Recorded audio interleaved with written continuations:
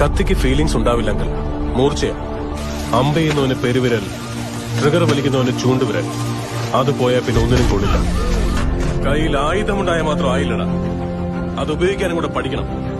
അല്ലെങ്കിൽ ഇതുപോലെ സ്വയം ആപത്ത് വിളിച്ചു വരുത്തും. ഭയപ്പെടുന്നവന്റെ പേര് ഭീരുവെന്നാണ്, ഭയപ്പെടാത്തവന്റെയോ വീരനും.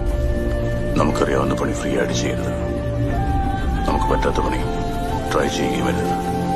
ആഗ്രഹം ക്യാൻസർ രോഗത്തെ പോലും അതിജീവിക്കും. ഭയം അൾസർ രോഗിയെ പോലും കൊന്നുകളയും. ലൈഫിൽ എപ്പോഴും എന്ത് ചെയ്യണമെന്ന് മറ്റുള്ളവരോട് ചോദിക്കരുത്. നമുക്ക് സ്വയം ഒരു ക്ലാരിറ്റി ഉണ്ടാകണം.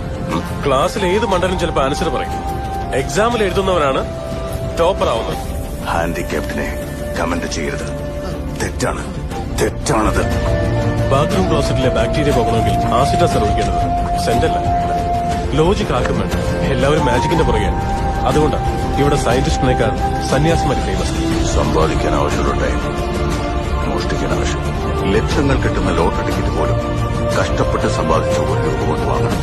ജീവിതം ഹൈവേ ആണ്. വിജയം വൺ വേ. അതിനൊരു ഷോർട്ട് കട്ട്, നോ വേ. തോട്ടില്ലെങ്കിൽ റിച്ച് ആവാൻ നോക്കച്ചാ, ഫ്രീ അല്ലേ? ഞാൻ ക്ലവറാണ് സാർ.